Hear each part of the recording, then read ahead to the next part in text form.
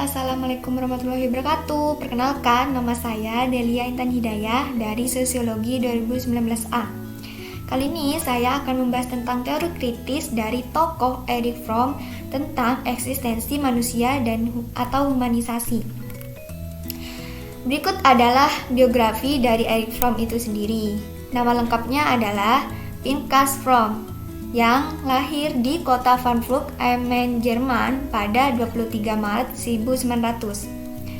Ayahnya adalah seorang Yahudi Ortodoks dan introvert. Ibunya adalah seorang energik, narsistik, dan impresif. Erich Fromm pada usia 12 tahunnya memiliki suatu pengalaman yang mengubah cara pikirnya dan menjadi traumatik berkepanjangan. Pada usia 12 tahun itu, Erich Fromm melihat seorang wanita yang berusia sekitar di atas dirinya itu melakukan bunuh diri. Padahal wanita itu adalah seorang wanita yang cantik dan berbakat. Ia juga menyukainya. Namun wanita ini melakukan bunuh diri itu dengan alasan bahwa ia tidak ingin terpisah dengan ayahnya yang saat itu sudah meninggal dunia. Jadi ia juga menyusul ayahnya untuk mengakhiri hidupnya. Pada tahun 1926, Erich Fromm menikah dengan istrinya yang bernama Annis Freeman, yang seorang psikoanalisis. Pada saat itulah Erich Fromm juga menjadi seorang psikoanalisis. Ia dan istrinya membangun sebuah klinik pribadi di Heidelberg untuk melakukan berbagai keilmuan dan menciptakan beberapa buku serta melakukan penelitian. Pada tahun 1974, ia bersama istrinya pindah ke Swiss dan menghembuskan nafas terakhirnya pada usia yang hampir 80 tahun pada 18 Maret 1980. Berikut adalah riwayat pendidikan dari Erich Fromm. Pada tahun 1918, ia menempuh studi ilmu hukum di Universitas Heidelberg, Frankfurt. Pada tahun 1922-nya ia melanjutkan studi kedoktorannya dengan universitas yang sama sehingga mendapat gelar doktor psikoanalisis. Erich Fromm berguru pada penganut paham Sigmund Freud yang ternama seperti Hans Sachs dan Theodor Reich. Pada tahun 1945 sampai 1947 ia menjadi doktor guru besar di psikologi di Universitas Michigan, Universitas Yale, Universitas Meksiko, dan New York. Berikut adalah eksistensi yang pada hakikatnya manusia itu dimiliki. Erich Fromm membaginya ke dalam 4 dualisme dalam diri manusia. Yang pertama, manusia sebagai binatang sekaligus.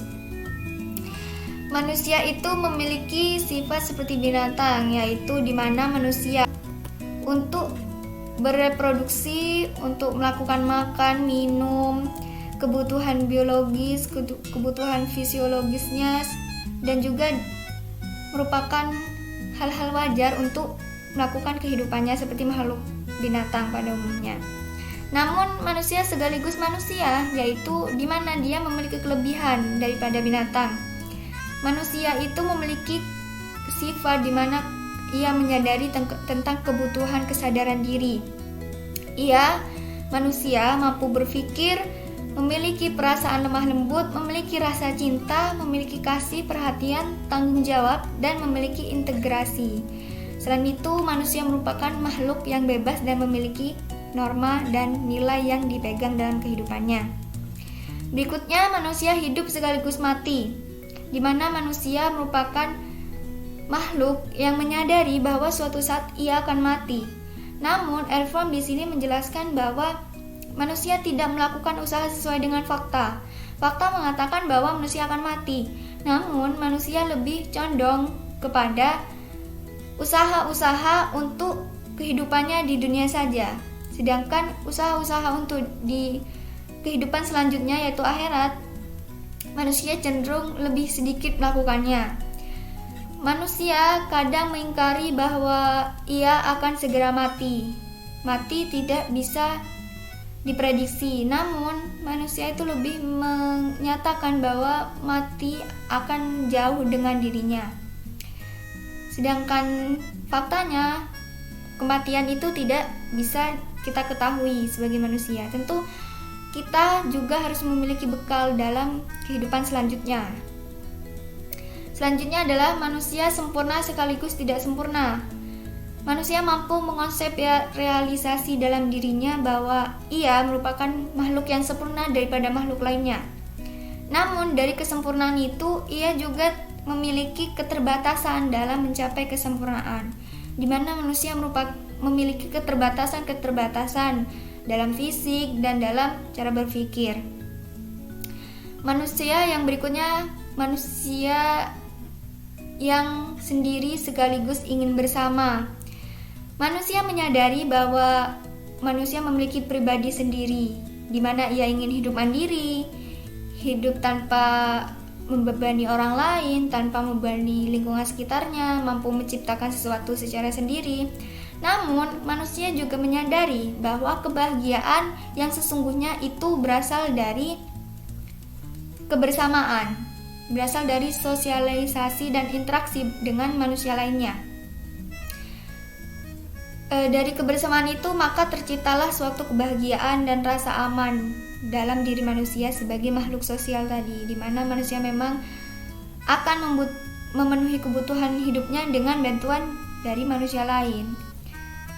Namun ini merupakan dilema dalam diri manusia, di mana ini menjadi dilema yang menjembatani dualisme ini. Kemudian yang berikutnya adalah manusia. Dari keempat dualisme tersebut dikatakan bahwa keempat ini merupakan kondisi dasar dari eksistensi manusia. Fromm menekankan pemahaman terhadap jiwa manusia harus berdasarkan dengan analisa tentang kebutuhan yang berasal dari kondisi-kondisi eksistensi manusia tersebut. Manusia itu bisa memiliki dua cara untuk menghindari terjadinya dilema eksistensi. Bahwa dilema eksistensi itu manusia itu sulit untuk menyeimbangkan dirinya dalam eksistensi yang berbeda. Caranya yang pertama adalah menerima otoritas dari luar, di mana manusia menerima bahwa dirinya harus tunduk dengan kebijakan, tunduk menjadi abdi dari penguasa negara untuk mendapatkan perlindungan dan rasa aman terhadap dirinya. Yang kedua, caranya adalah dengan bersatu dengan orang lain dengan semangat cinta dan tanggung jawab bersama untuk mewujudkan masyarakat yang lebih baik. Hal ini lebih kepada kolaborasi atau saling kerjasama antar manusia. Selanjutnya adalah dikotomi eksistensi manusia. Bagi Fromm, dikotomi eksistensi manusia ini merupakan suatu yang bermasalah dan harus diatasi, namun untuk mencari penyelesaiannya itu sulit dilakukan. Fromm memberikan contoh di berbagai bidang seperti kerja, agama, pemerintahan demokrasi dituntut untuk pengakuan dan mempertahankan status quo. Itu merupakan salah satu bidang yang masyarakat itu suka untuk melakukan banyak kerja dan untuk mendapatkan dari adanya pengakuan lingkungan sekitar. Ideologi manusia itu dikemukakan oleh Marx dan Freud, yaitu bukan penggambaran realitas sesungguhnya, namun akibat ketidakberdayaan manusia. Dari sinilah Fromm membedakan dikotomi eksistensi manusia itu menjadi dua modus eksistensi, yaitu to have. Yang pertama, to have itu menjelaskan setiap orang memiliki kecenderungan untuk menguasai, memiliki, mengendalikan objek. Artinya di sini manusia lebih memiliki keinginan untuk memiliki suatu barang, suatu kekuasaan, suatu apapun itu dalam dunia yang menjadikan dirinya itu memiliki nilai tinggi atau memiliki nilai lebih dari manusia lain untuk menyadarkan bahwa dirinya berharga. Jadi di sini lebih kepada pengaruh itu seperti di mana manusia ingin berlomba-lomba untuk mencapai juara, di mana manusia berlomba-lomba untuk bekerja dan mendapatkan harta. Itu merupakan hal-hal yang dilakukan ketika manusia menjadi to have atau memiliki barang. Dari sinilah manusia diberikan suatu penyelesaian oleh Fromm dengan menjadi atau to be. Konsep to be di sini merupakan kebalikan dari gambaran kepalsuan. Gambaran yang mengatakan bahwa manusia itu akan berharga ketika memiliki suatu barang, ketika memiliki suatu jabatan, ketika memiliki suatu penghargaan. Namun di sini manusia lebih ditekankan untuk memiliki potensi untuk menambah pemahaman mengenai realitas dirinya sendiri, untuk memahami bahwa manusia itu memiliki kelebihan dalam dirinya sendiri. Dengan kesadaran penuh, melihat kebenaran secara objektif, memahami realitas secara real, maka sikap menjadi lebih diutamakan. Ketika kita menjadi, maka kita lebih mengutamakan kepada hal-hal yang berbau untuk memberikan sesuatu kepada lingkungan sekitar, bukan memiliki dari hal-hal lingkungan sekitar. Ini lebih kepada seperti memberikan ilmu, memberikan pemikiran, memberikan solusi dari permasalahan-permasalahan sosial yang ada di dalam masyarakat. Kesimpulannya, dari pemikiran dan perhatian Fromm itu ditujukan kepada permasalahan yang ada di sekitar eksistensi manusia. Ia mengamati bahwa manusia di abad 20-an ini hidup di tengah masyarakat yang sakit. Menurut Fromm, ideologi hadir dikarenakan dikotomi eksistensial yang tidak mampu ditinggalkan secara pribadi baik dalam tindakan maupun pemikirannya. Manusia berusaha mengatasi hal ini dan terimplementasi dalam karakter orientasi yang diinginkan. Manusia akan memberikan solusi dari permasalahan-permasalahan kehidupannya dengan karakter yang dia miliki, dengan nilai dan norma yang dia anut.